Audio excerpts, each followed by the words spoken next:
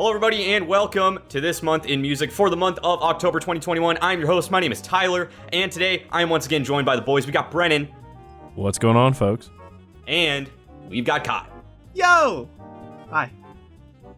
So, before we get into the October stuff, we're actually going to briefly dip back in to September because we didn't get to record a September episode because of scheduling conflicts, and that's all well and good, but a really big friggin' thing happened in September.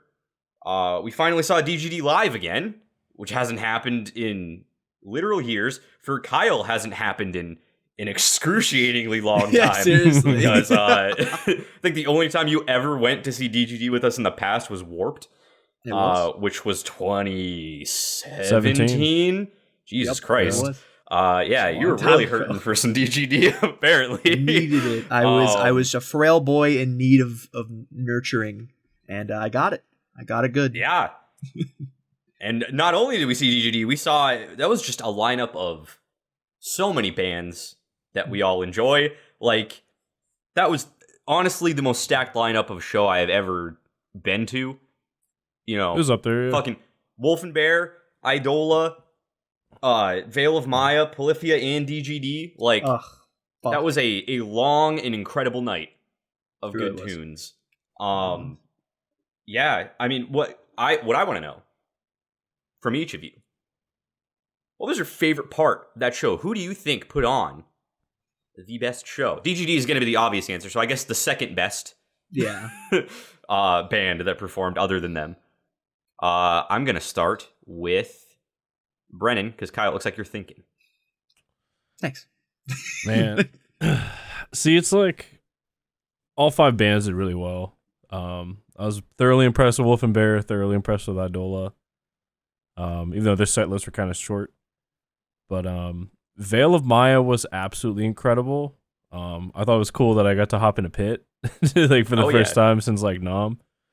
I mean, that was cool. Although, like, for some reason, people didn't realize how to work a circle pit, but it is what it is. I almost died because of that. Like, not to they were go trying on a to mini start tangent.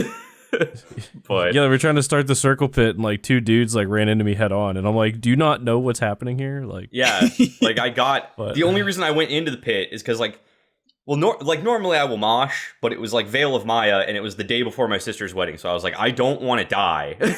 Like, this isn't the time. So I was like, oh, but it's a circle pit. That's more doable. And Brennan and I hop in, and then immediately it is not a circle pit. And I'm just like, well, I'm gonna have to fight my way out of this one. And I think that was the quickest and most violent mosh pit I had ever been in, because it was just like, I got knocked down onto the ground with 3 other people. We almost got trampled. A man pulled me out, and then I was just done. I fucked up my ankles. It bled for like a week. It was great. It was so funny from my perspective too, because like I grabbed your stuff for you guys to go in. I was like, go get him. And I see Brennan go in and just start fucking going. And then I saw you, Tyler, like go around and like to the opposite side. And I'm like, hell yeah. I turn, I look back at the band, I take a sip of my beer, I look back and I watch you go, whoo, like just shoot down into the ground. And seconds later, you come jettisoning from like down below up towards me. I'm like, what the fuck? And you were just like, ow. And I was like, what happened? There was like just seconds that went by and there's so much happened. I was like, whoa, what's going on? It was a blur. It literally felt like I was just in and out in like a second, and I was just in pain. Oh my God. So went about how I expected it to for a Veil of Maya pit, honestly. Yeah. The Veil of Maya set in general was crazy because it started with me. I don't know if you remember me. I went to get us beers, and on my way back, the set was just starting. Oh. And I remember having the beers in my hand, right? And I could see you guys like a good bit ahead of me, and like the lights dim, and I was like, oh shit, I gotta get there. And I was like, excuse me, can I like get through here? And a guy turns and he sees me doing this. He's like, we'll open it up. And I was like, no, I'm just trying to get through.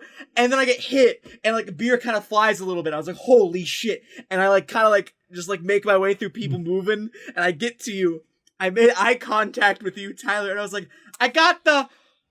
and I get hit, and the beer just goes flying out of my hands.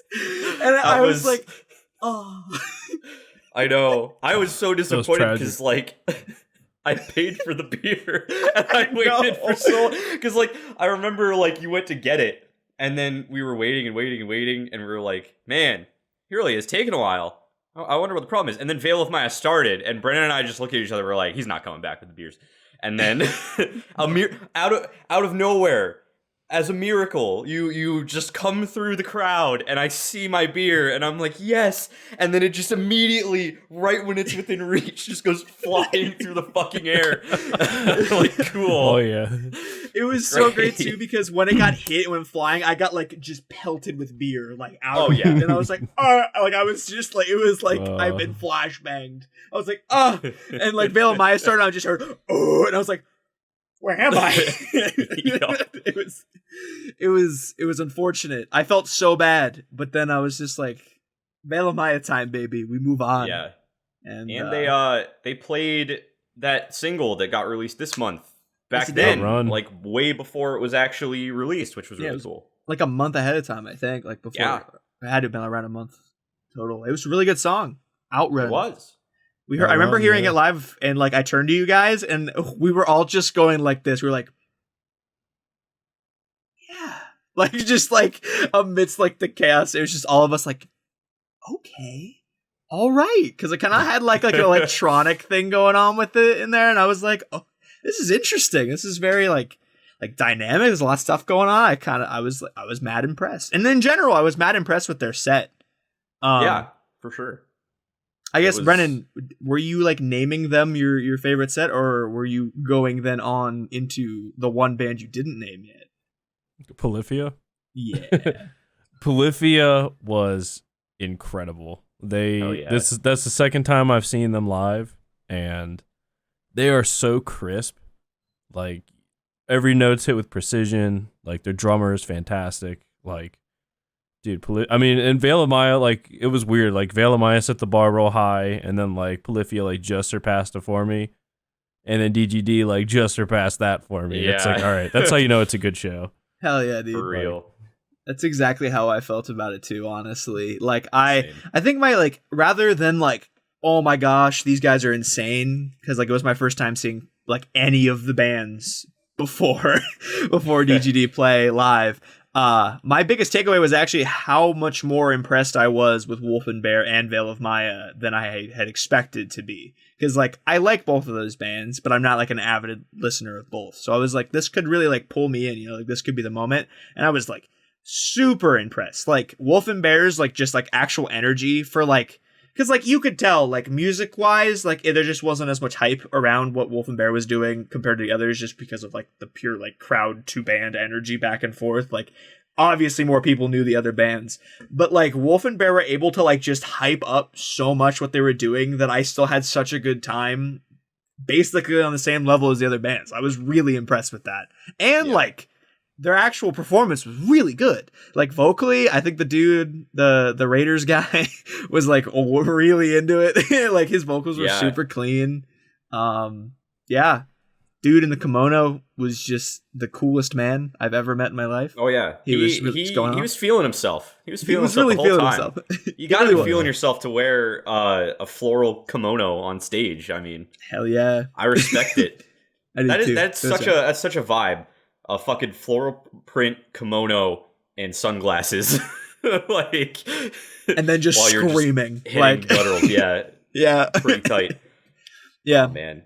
If I had to name one though, I'd give it to Polyphia, because it was kind of crazy. Especially, I think it was cool the contrast of Veil of Maya into Polyphia and then to DGD, because like Veil of Maya was heavy and intense and whoa, and like pits and whoa, and then Polyphia happened, and it was like this really awesome blend of like everyone just like fucking like ready to throw down, but also really chill.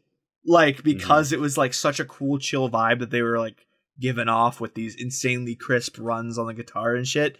Like, it was really cool. I think like, I don't know if I've ever experienced something like the vibe that the Polyphia set gave me. Like, it was something like unique that I'm going to hold in my heart forever. It was very awesome. I enjoyed it a lot, and I got a Polyphia hoodie because of it. So I was like, that's it right there. That's why I'm getting it, because that performance blew my mind.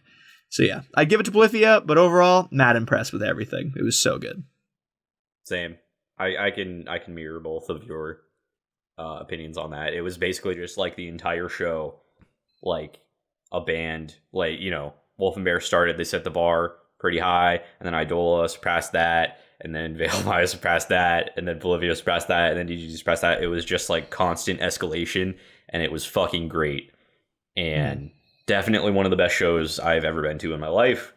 It was great, even without John Ness being present for that one, because he was sick, so he wasn't there. We got to hear Will Swan attempt some uncleans, which was fun. It was solid. I feel like, didn't he do that for like one song the first time we saw them live? Or like, I don't remember.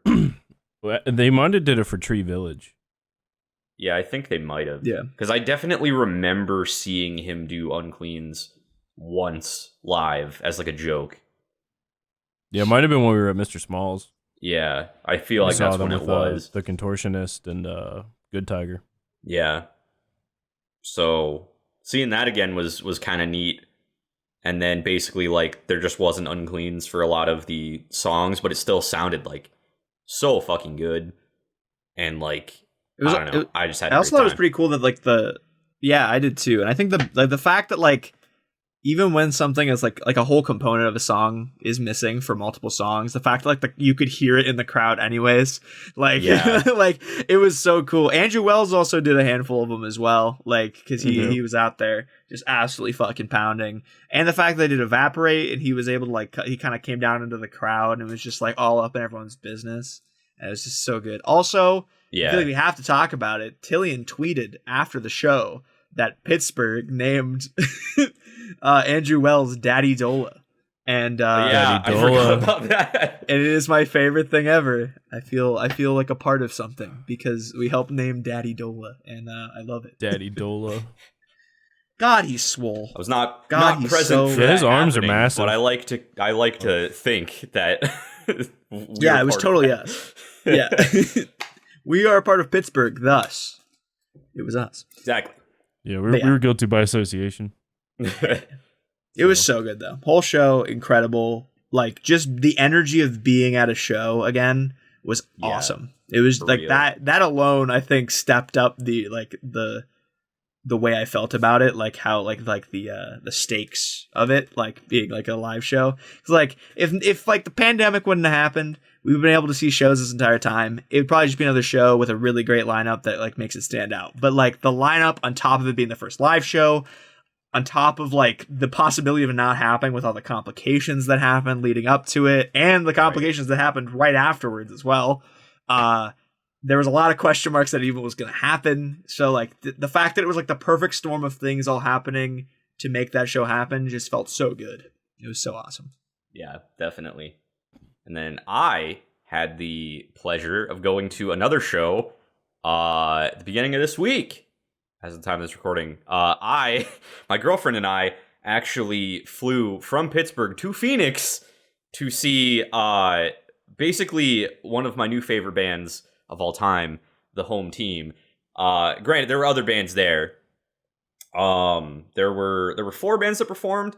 The first band was I think a local opener, and I don't remember their name, so I apologize, but they were pretty good. And then the second opener was a band called Headspace, who is like a very small pop punk band that my girlfriend really likes. She's kind of like friends with them.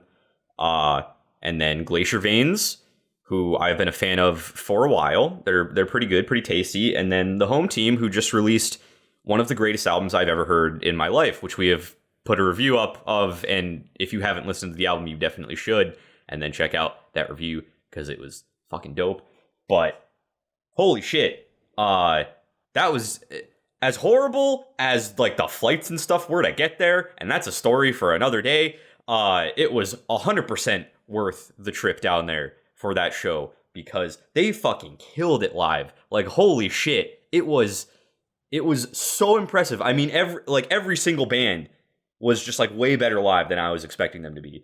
But the home team especially, like, I love that album so much. Their new album is so good, and getting to hear them play those songs like live, like right in front of me, in like a really, really small stage where I'm like 2 inches from them, it's like such a cool experience. And it sounds so good live. Like, you can tell that like they are just talented. It's not like overly processed or anything when they like record it and like put it in the album. Like, they can just do that shit live, and it's great. And they played all of our favorite songs from our song ranking. They even played On, which blew my mind. I was not expecting that, and I was so happy because that's probably my favorite song on the album. And it was just, I was fucking getting down with it. It was, that shit was nasty. I loved it. Oh, it was so fucking good. I will say, like, I've never been to a show that was that small before. Because since like the home team isn't like a huge band, and like none of these bands that are there are like massive bands, it was very much like a very like, it was like a very small, like very like intimate show. So like the venue was called the give me like 1 second to look it up because I don't actually remember. Yeah. While you look it up, I will say I was mad surprised when I looked at your Snapchat story and I saw that they were playing like On and stuff. I was like, whoa, wait, right? Really? Like, it was and it was so good. Like you said, like the quality of like the vocals and everything, and like the quality of the whole band in general live was mad impressive. Yeah. I wasn't there, so I don't know like the full extent of it, but from what I could hear, it was really good. It was really fucking good.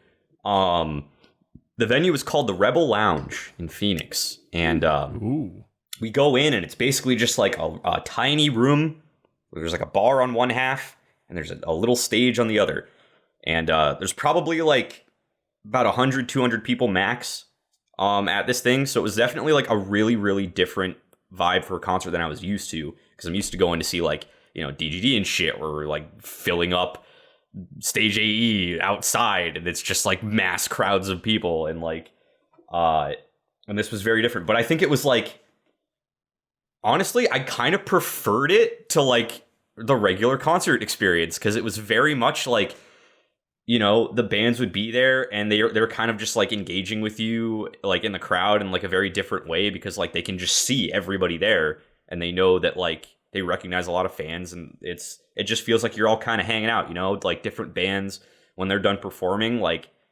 they don't just go backstage and peace out. Like they come into the crowd with you and like hang out with you and like jam to the other bands. It's just like such a cool experience, and I've never gotten to experience that until this past concert, and it was super cool. And then like afterwards, they're all just like there, you can hang out and like meet them, and I was lucky enough to get to meet the vocalist from Glacier Veins, and she was super fucking cool, super nice person, and you know, we hung out for a while, and then I got to meet the drummer and vocalist from the home team, and they are just really fucking cool people. They're very, very humble, very down to earth, super nice. I was bullshitting with the drummer for like 10-15 minutes.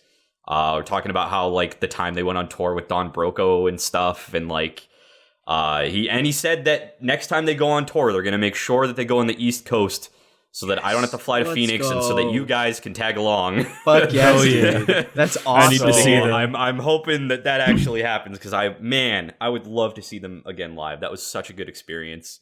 Fuck yeah. And yeah, man, just that was the highlight of my month this month, and I just want to talk about it. So yeah, oh yeah, brother, it was a good time. That's awesome. I do hope that they do come to the East Coast, because I would love to see them live. Just like I said, from the videos I saw, they're like a really good live performance. Oh yeah, it was awesome. They also performed a song that was cut from the record. So you mentioned that to me. Yeah. I don't remember what it was called. The killer B-side. But yeah, they because they originally played for like the encore.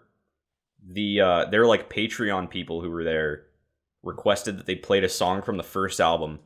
And forgive me, I don't remember which song it was from the first album, but they looked at it and they were just like, we have never played this live before, ever. Like ever in our lives.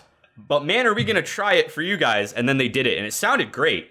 So for the first time ever playing it and not having played it at all in years, apparently, they did a really good job. And then after that, they were like, well, the only other extra song we prepared is one that wasn't on the record.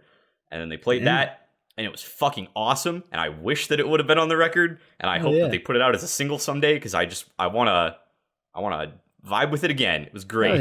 I hope it does. You'll have to let us know if like a song they release in the future ends up being that song. I care. We'll get like the notification like a song came out from the home team, and then I'm just gonna get furious text. This is it. Holy shit! This is the one.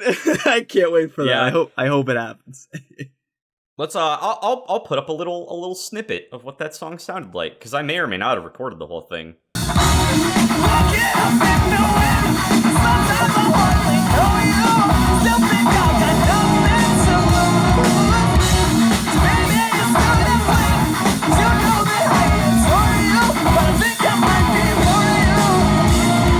So yeah, that was pretty the good cool. old bootleg.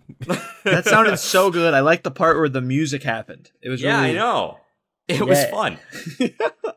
But yeah. I wouldn't recommend flying from Pittsburgh to Phoenix ever, at least not on United. But I would recommend going and seeing the home team live if you ever get a chance. And Glacier Veins, for that matter. They were good too. So, fuck yeah. Yeah. That's all we got for the main segment today. Just us rambling about concerts. And now that we're done with that, we're gonna head on over to our favorite angular space. It's Kyle's YouTube Corner. Come on, let's go. A one, a two, a skiddy-doo-doo-doo.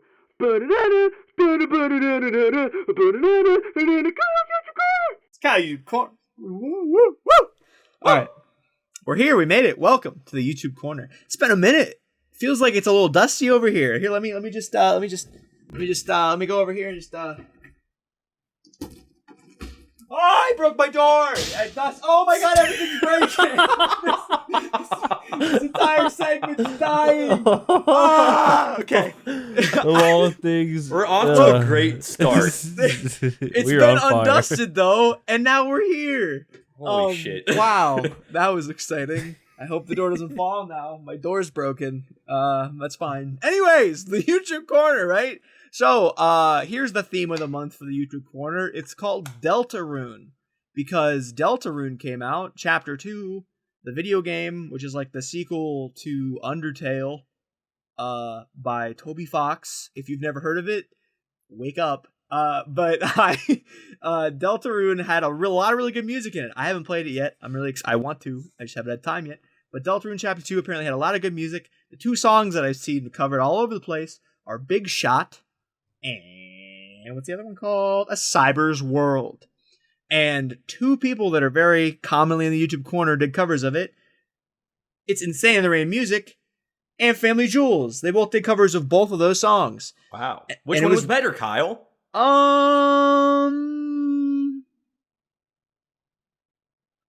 You know what? Because it's interesting, right?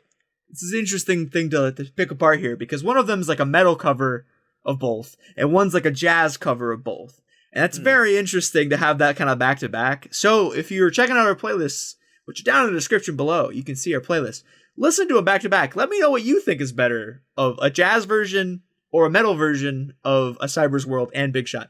I think I liked the jazz version of Big Shot more.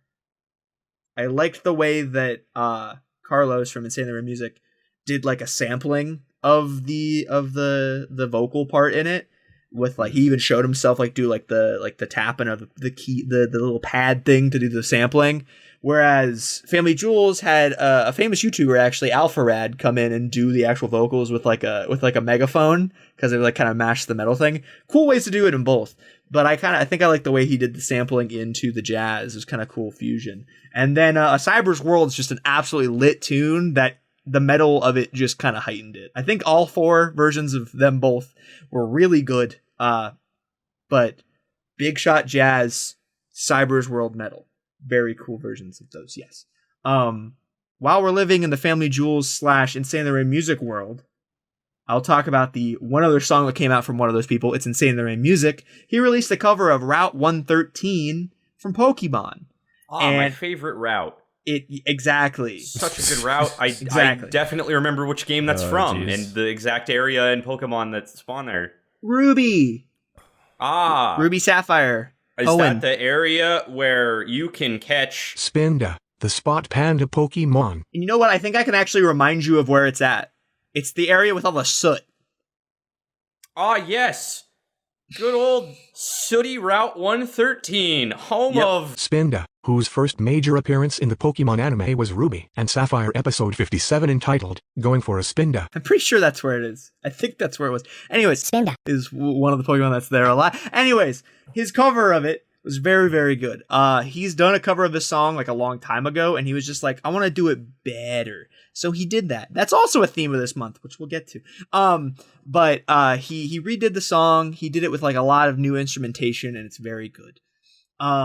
Speaking of YouTubers that redid music, an album came out this month from a very popular YouTube group that I like called Ninja Sax Party. Whoa!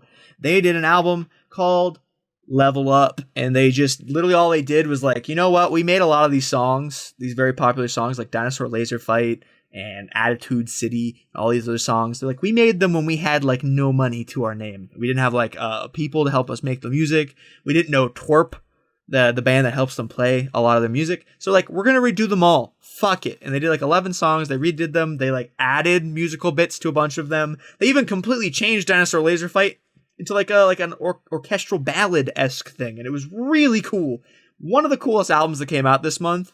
I'm not gonna give it album of the month specifically because it's not like new music to me, you know, like it's still like rehashings of like stuff I've heard before, but like massive props. It was so well done, so cool to hear, like specifically the way that Danny's voice has matured. Like it's very much just him in like a closet with like padding, like in like the first times you hear the songs like way back in the day, and now it's him like being able to layer himself, him knowing his voice more in a studio. Really awesome, the quality of the upgrade that Level Up was. Other than that, Scary Pockets, whoa, the cover of a song called Lost Cause. It was really good. But the one I want to talk about is their cover of Ain't No Sunshine / ready for it, Castaways. We are castaways. It's that song that's been popular for a while now on TikTok. I'll take your word for it. What is it from? Backyardigans? I think that's where that's from. But they did like a funky jazz fusion of "Ain't No Sunshine," which is a great tune, great classic, and "Castaways." So cool the way they did that. One of the standouts of the month to me in the corner, if I'm being honest with you. Just very clever the way they fused those two together. Super cool. Then other than that, got our legendary boy, Jonathan motherfucking Young, releasing another original song this month. Oh, hell yes. It's Damage Done. And it's featuring Richard Ebb, or however the heck you pronounce his name. It's a buddy of his that's always playing guitar on a lot of his tracks. Another really great single. I don't think he's missed yet with any of the singles he's released from his upcoming like serious album that he'll be making. All very good. I like some more than others. I think this one kind of lands right in the middle for me, probably, of like the three so far. Some of the vocal work is extremely, extremely well done. And I think just some of the instrumental licks are just like extremely catchy while also being like decently complicated. And like we said in the home team review, which you should check out, it's a really hard thing to do as a balance. And I think he pulls it off. Other than that, I think that's about it. I think that's all I got for this month. Yeah. Our Last Night released a song too yesterday or a couple days ago, I think. I didn't listen to it. When do they not release songs, honestly? Yeah. I mean, I saw they released a song, and if I'm being honest with you, I didn't get to it. So it might be good. It's probably good. It's Our Last Night. They're never bad. Our Last Night. They're never bad.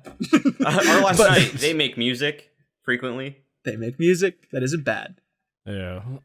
Probably the most consistently inconsistent band ever. Yeah. They very occasionally will release an absolute gigabanger that I love and I listen to on very repeat for a long time. occasionally. Yes. Like every once in a while, like their covers are usually really good and I love them. And sometimes the covers are insane, especially when you do like the rap ones, I feel like. But it's besides the point. Not here to talk about our last night. We're here to talk about YouTube. And you know what? The corner, we're done here. I'll go fix that broken door by next time, but like that's it. Thanks for coming in. Won't be as dusty next time either. Whoa. YouTube corner. Bye. Cool. Thanks. We'll get rid of all that dust by literally blowing up the corner. Kyle, do it. You're gonna close it out today by blowing up the YouTube corner in a way that won't require me. It's ruined. Great, you did great. It's ruined. Thank you. Add explosions in post. I don't want to. I might if I have time. Cool. Now that the corner is gone, we can see off in the distance very clearly another building called the Club of Gentlemen, the Gentleman's Club. Oh, let's go, shit. Brennan, take us inside. Who's coming in with us today? Man, everybody, welcome to the Gentleman's Club. You guys are going to be guests for another underground cockfight between two absolutely excellent Genty tracks. Both of these contenders are very worthy, but there can only be one. So, first up is a song from a band called Wide Eyes, which I had never really heard of these guys before until I found them, in some gent circles, out there in the interwebs. And they have a song called Lucidity, which is an absolute slapfest. So, let's take a listen.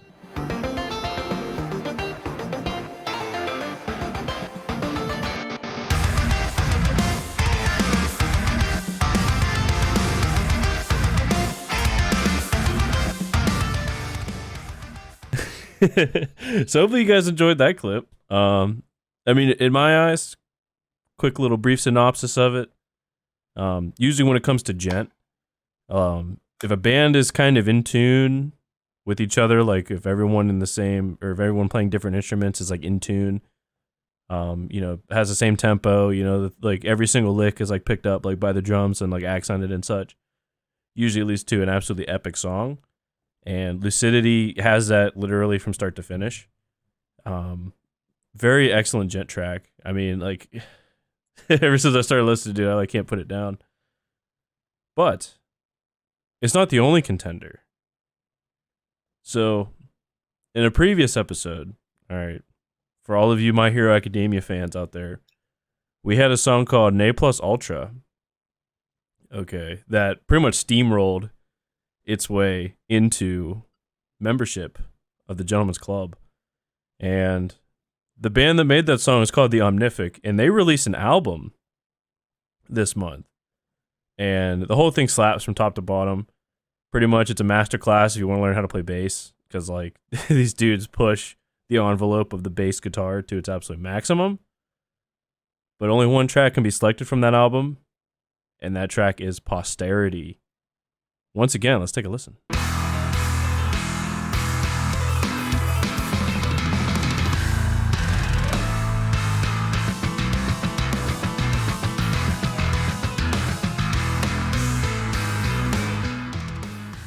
I mean, I said it. These dudes, their bass guitarist is on steroids. Like, he injects them into each of his fingers. I mean, it's insane. That and plus, like, the piano parts they bring in. And then, like, everything comes together with that. I mean, absolutely epic ending to an absolutely epic album. So, Tyler. Oh, don't start with me. I don't fucking know. This is so hard. This is so difficult. Like, the last time when there was, like, the Omnific or whatever, it was, like, such a fucking blowout that, like, it didn't even matter. And this is the opposite, because these are both very good for very different reasons. I don't know. Is it like? Here's the thing. The Omnific song that we're talking about today does this crazy thing where they play piano in a way that sounds like it has to be like three people playing piano at the same time because of just the sheer amount of notes being played in quick succession. And then the bass comes in to like match it at one point, and it just like melts your fucking earlobes. And I hope that's the part we put in as the sample. But yes, yes. Jesus God, like, that shit is so impressive that, like, it 100% deserves to get in just based on that alone. But also, if I'm being honest, from the one time that I heard both of these songs, I think I enjoyed the other song whose name I can't remember a little bit more. It was Lucidity. Lucidity. Yes. I liked the beginning. Just sounded like so unique to me. It was like, I don't even know what instrument that was, but there was all the like the tippy taps and just, I don't know, something about it was just vibing with me a little bit more. And also, Omnific's already in the club, so with that in mind, I'm just gonna say that Lucidity is gonna get my vote, and I might be the only one who votes for it, but I'm doing it. So that's my vote. Nice. So Does it deserve it? I don't. Probably not. But that's what I'm picking. we're here to find that out, folks. I mean, Lucidity is up 1 vote to nothing. Kyle. where you at, God, man? that won't last long. Hey, guess what? Posterity's insane, right? So, and don't get me wrong, right? Everything you said about Lucidity, very true. I did, in fact, like have this like moment of when I heard the beginning of Lucidity, and it didn't really go away the entire time. Very complex, very well done. And I think what happened here was like, you remember how last time like Nay Plus Ultra, like kind of blew out the competition to the point where I don't even remember what it was against. This time, we have a competitor that has arrived and tickled my toesy woesies with its tasty tunes. And I was like, oh shit. And then I re-listened to Posterity, and I remembered that Omnific is just the gods of music. And I just couldn't help but lose layers of skin as it melted away from the pure majesty that the bass playing is on this entire album, as well as this song. And then you go into the fact that there's fucking strings. You get the violins playing, it's super good, and then the keys come in, and you're like, oh, cool. I guess he has 1 trillion fingers, and he's just going nuts. And I'm like, this song is so fucking good, dude. Like, it literally is, it was composed in such a way that it feels so satisfying and so unbelievably good at the same time. It's just so well done. And I'm going to talk about the album more later when we talk about albums of the month. But I to have this be the ending of this album is such an awesome way to close the book on this album, because this entire album has so many cool moments of this really cool instrumentations next to these incredible bass playing that, like, gosh, man, I think that we finally have competition against the Omnific, but the Omnific does not fail to just blow my mind with how good they are. I'm gonna go out on a limb and say Posterity is one of the best songs we've heard that is up to be in this Gentleman's Club. I'm saying it. I think that's Fair. That's how I feel. It's incredible, and my vote is 100% for Posterity. I figured it would be. Yes, Wow. I figured you figured it would be. Yes. I just wanted to give the other song a chance to That's fair. stay in the fight. So, Brennan, put it out of its misery. Oh man. Or So it's my surprise vote me and now. side with me. But I have a feeling...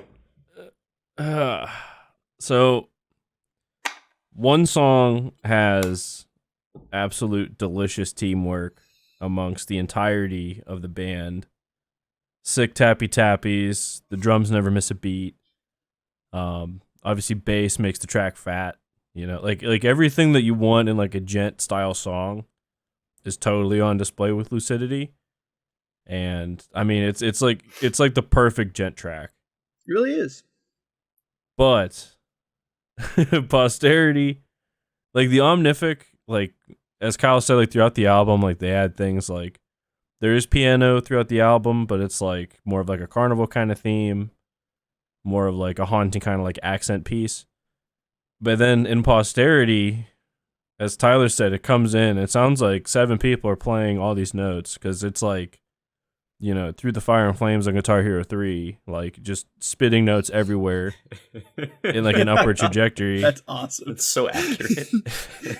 And then what kills me is the bass, like immediately, like let's the piano do a thing for a sec, and then immediately comes in and just matches it. So like all those notes that are just been shredded on piano keys are now being shredded on the bass guitar. And I mean, they do it twice in the song, and then like the bass kind of like fades out, and then the piano kind of carries it to the end, and then the album ends. I mean, it is like one song is a perfect Djent song. One song like totally pushes the envelope for bass guitar and piano, like being interwoven in a Djent track. I mean, this one is tough because the Omnific's already in there, but this song fucking slaps. So I'm gonna go with Lucidity. Yes. Yes. Thanks for making the wrong choice with me. We gotta let him. We gotta get him in. It's wrong. It's wrong. I mean, it's wrong, but Omnific's already in there. We gotta give these guys a listen spot. to me. Listen to me. Look. We were gonna have 11 spots in this club, right? For like 11 months of doing it, and there are 11 songs on the Escapades, the Omnifix album. Coincidence? I think not. It could have been every single spot in this club with how incredible this album is. Now, if I'm an idiot for not including it when it came out, but if Scurry Funge were up against Lucidity, Scurry Funge would have dunked on it all day long. That song is legitimately one of the greatest Djent songs I've ever heard.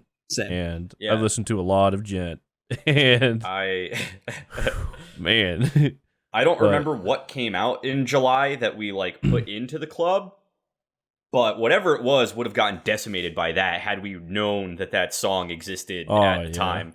I'm pretty sure that song got released on my birthday, actually. So it was the greatest birthday present I ever got. I never knew about it until months later.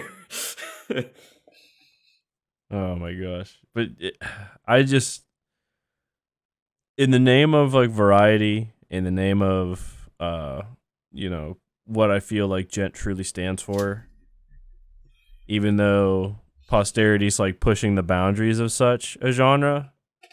Pussy. You're a pussy.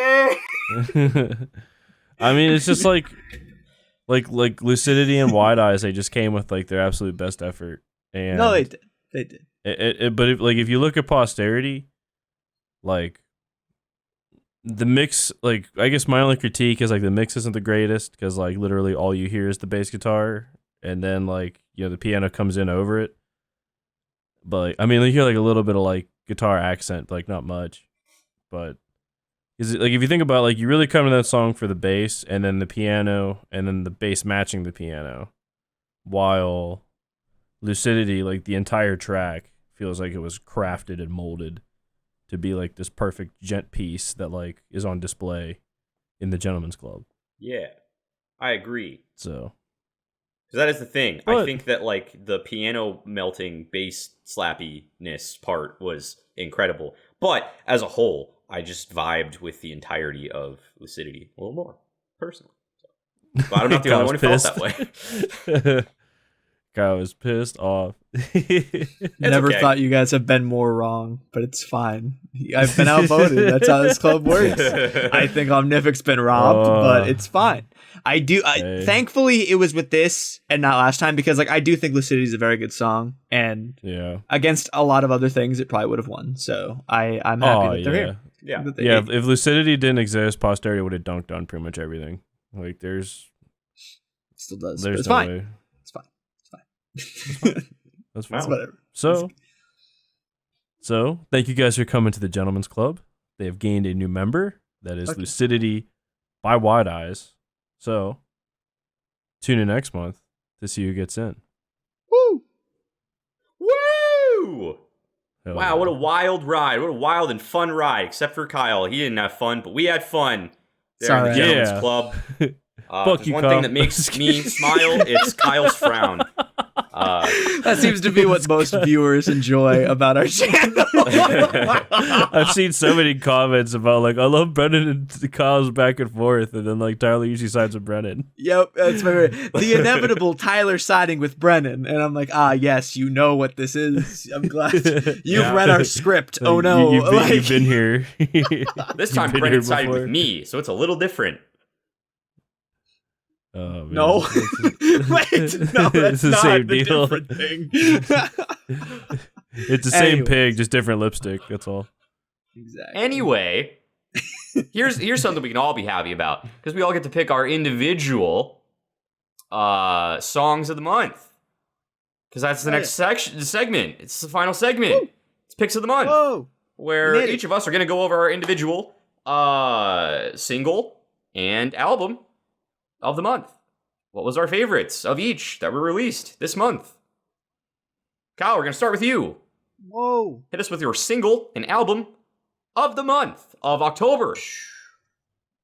There are a couple contenders here for both categories for me. I'm not going to lie. Singles, immediately outrun by Veil of Maya, impressed me a lot. I think it added a layer of complexity to what Veil of Maya does that I was impressed with. And I liked it a lot. I don't think it's going to get all the way up to the best of the month, but I wanted to throw it out there because I was mad impressed with the song. The two that are back and forth for me are Damage Done by Jonathan Young, and, in a surprising turn of events because I told Tyler I didn't like the song that much originally, is Monopoly by Matt Watson. Wow. I heard Monopoly the first time and I was just like, it's a little different than some of the stuff he's done. There's a lot of like talk rapping in it, and I was like, meh.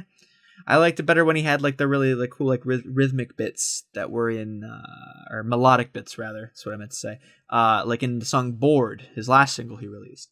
I've listened to it more though, and I really enjoy Monopoly. I think the lyrics are very clever. I like them a lot. The music video is pretty funny. And I just love the vibe that he creates with his music. It's something I've never expected from him.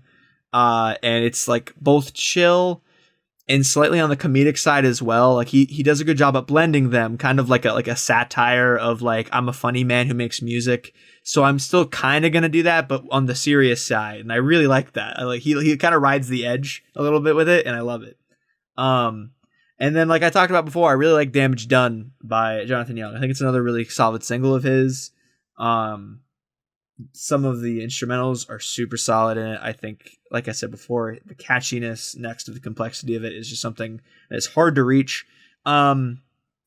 But my gut's kind of leaning me towards Monopoly, honestly. It's kind of been like stuck in my head like since it came out, and I think I'm gonna ride with Monopoly as my single of the month in a surprising turn of events, because I didn't really know if I liked it that much originally, but now I like it a lot and I can't get it out of my head. So go get it, Math Watson. And then album of the month, which is a good bit harder because there were some really good albums this month. There are also some pretty bad albums this month. Thanks, Wage War. But I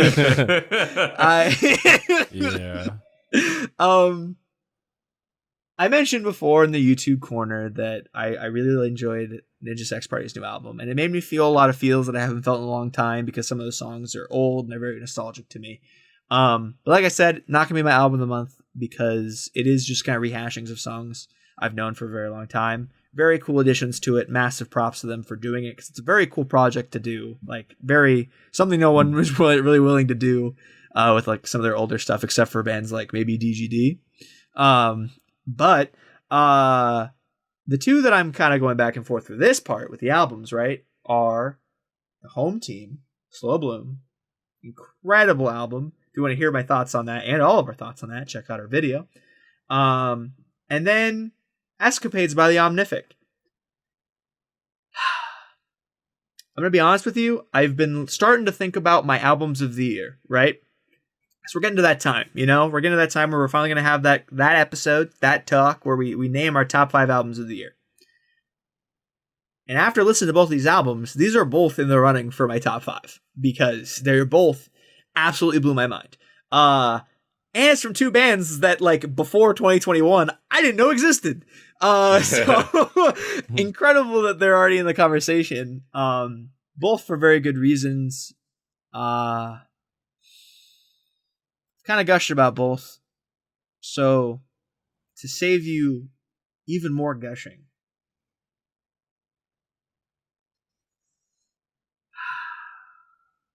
I think I'm going to go with the album that I think is a better top to bottom experience. And that's going to be Escapades by the Omnific. It's the incorrect answer, but I respect it.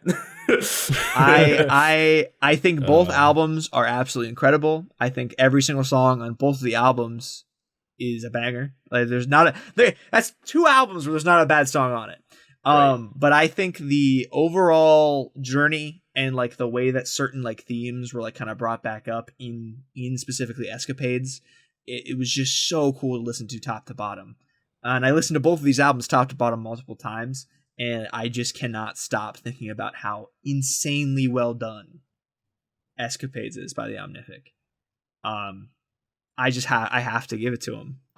We'll see as time goes on if Slow Bloom ends up hopping above it in my top 5 of the year.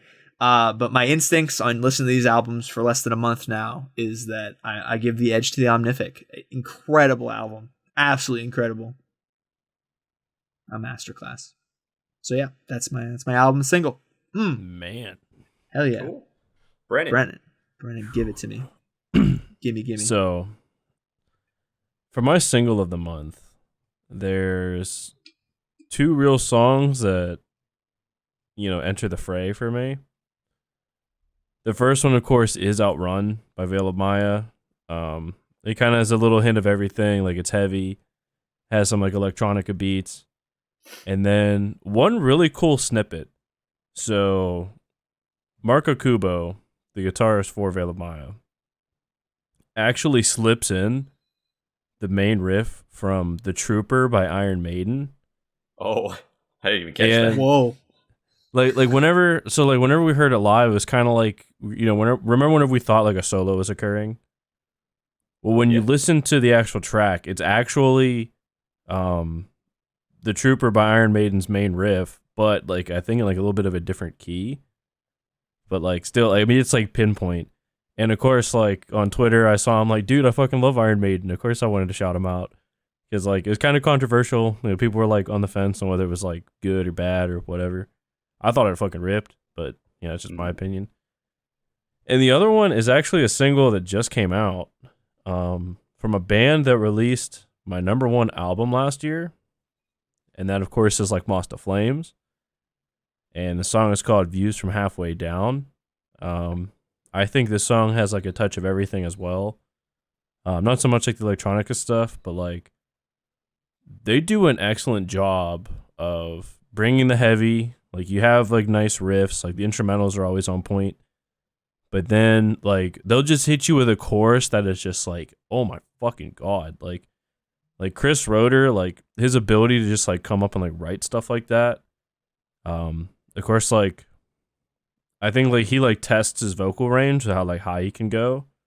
Because there's like sometimes where he hits like higher notes, you can tell like he's like really fucking putting the oomph in to get up there.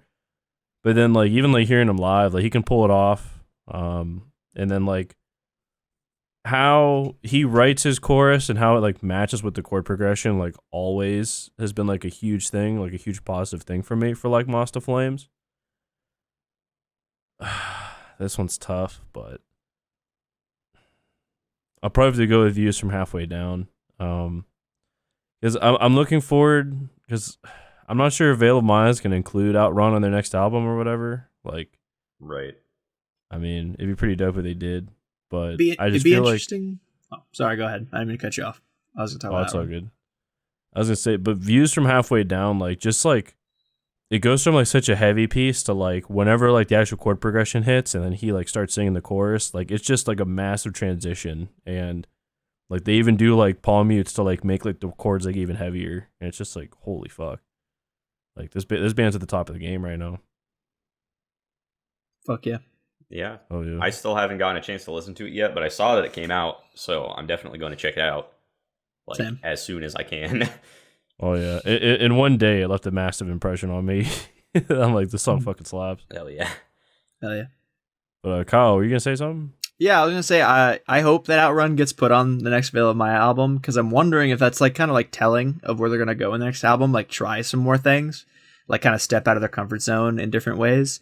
If that's the case, that'll be really cool to see because like I feel like that's like the one thing that Veil of Maya hasn't done for me personally is like they do what they do extremely well and don't really kind of venture out of it that much. So to see them kind of start to tiptoe out of it a little bit, like dip their toes into the pool of you know like synthy stuff and like electronic stuff is really interesting. And for them to do it well on their first like venture out, if they were to like just release an album where they're just like we're gonna like throw like different little bits into these songs, I'm so in for it. I'm very intrigued. So well, they kind of did it a little bit. First members venture only. into it because they did it with members only. Members only. Yeah, there's like a synth like solo in that one. I haven't heard it. So. But like I don't listen to Veil of Maya that often, but yeah, because Veil of Maya, like in their first couple records, they were literally like pretty much like an After the Burial type band where like there were no cleans, like there was just a guy screaming, and they just had like really good instrumentals. And then right before Matriarch, Lucas Magyar joined the band, and that's when they started singing. And then obviously Matriarch was lit, and then False Idol was pretty lit. And now the singles ever since. So, I mean, they do well. So it's not the first time they've changed it up, but you know, hopefully we see even more of an expanse. For sure. And then my album of the month. Holy fuck! This I had a shit ton of stuff come out.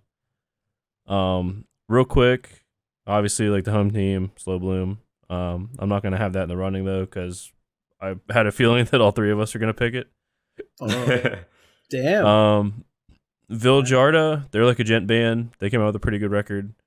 Every Time I Die came out with Radical, and I pretty much call them chaos core because like it's always just like extremely quick chord progressions, and like the screamer just has like really high pitched, almost like desperate sounding screams, and like they're a band that really like catches you off balance with how they do things, and they're pretty lit. There's a band called Sentinels that surprised the fuck out of me with Collapse by Design. That was a hell of a record. Dawn Broke with Amazing Things. Not bad. Not what I was hoping for, though. Circa Survive releasing EP. Ice Nine Kills. The Silver Scream 2, Welcome to Horrorwood, was actually a pretty good record. Even though it's like kind of corny. The fact that like every song is based off of like a horror film or a different horror film or a series. Yeah. Although like some of the choruses and verses I really wasn't a big fan of with how like the vocalist kind of wrote them, but still all in all is a pretty good record. And then of course the Omnific. But there's one thing, it's not even an album, it's an EP. Okay, from a band that is massive in the hardcore scene. And the EP is about being in a car accident that like kills this guy's girlfriend, and the EP is like him like slowly falling into a state of like mental descent from what had just happened with his girlfriend in the car. And like just with like the fucking riffs, the breakdowns, the fucking like vocals, like it's just, you can tell like that's kind of what they were going for.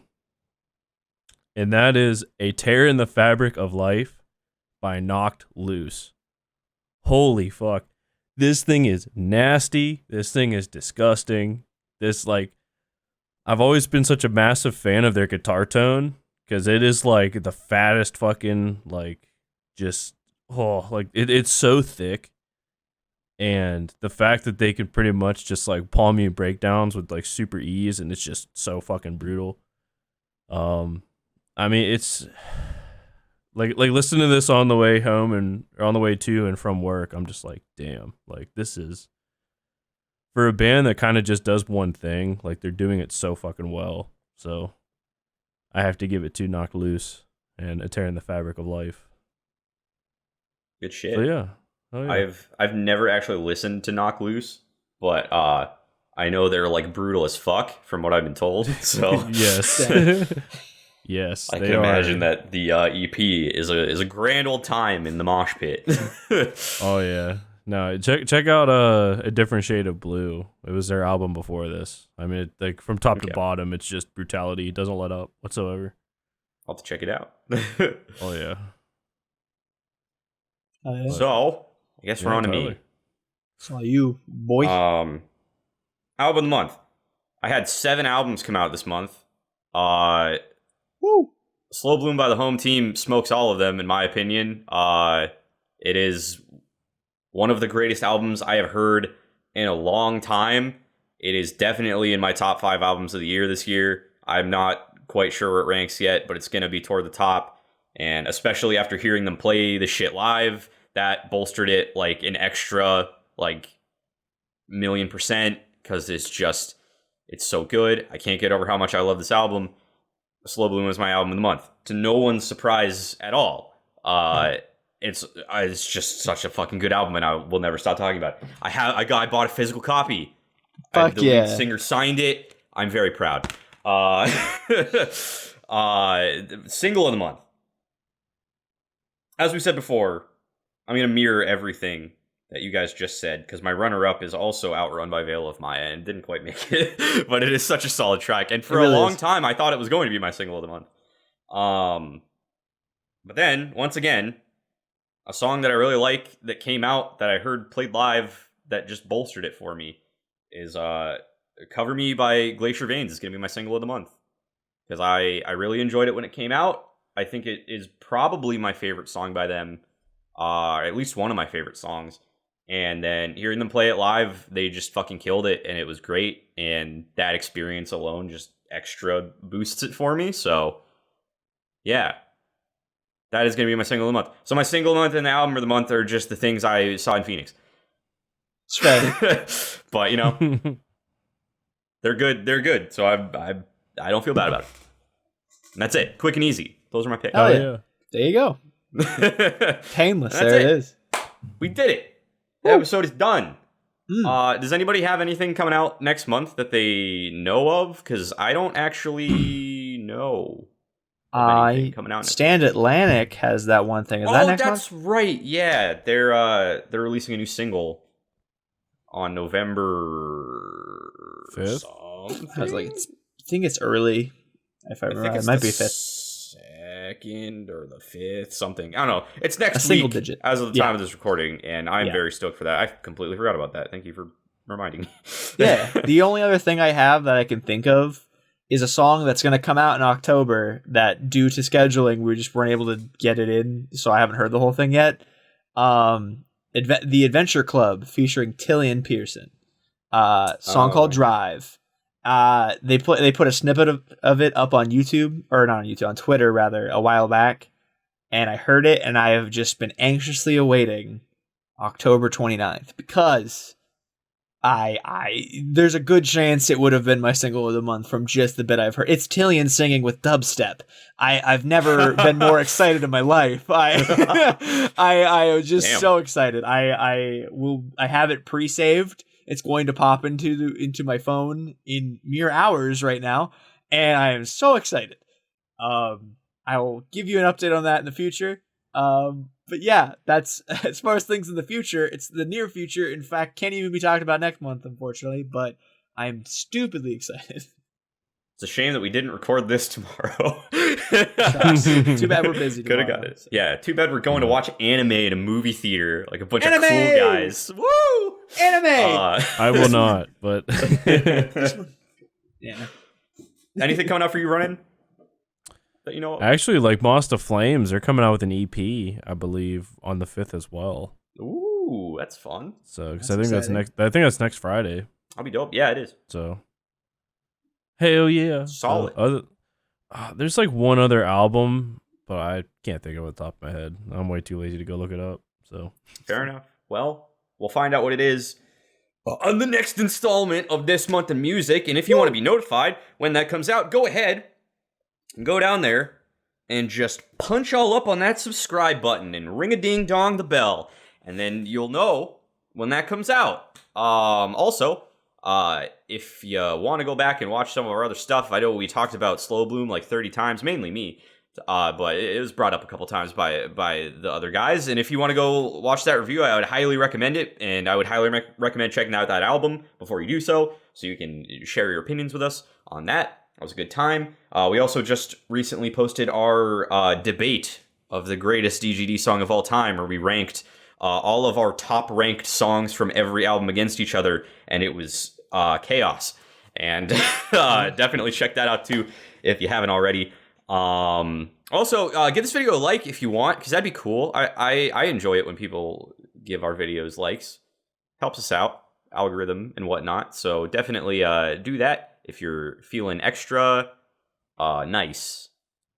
That would be appreciated. If you do that, I will envision what you look like in my mind, and I will smile at you. I'll give you a thumbs up back because you gave us a thumbs up on our video. And won't that be nice? And we'll suck your toes. Well, only if you like and subscribe, I'll consider it.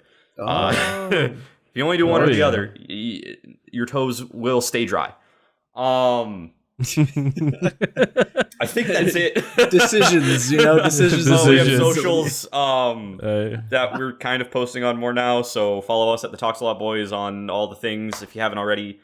And we have playlists in the description that I always forget to mention. Yes, we do.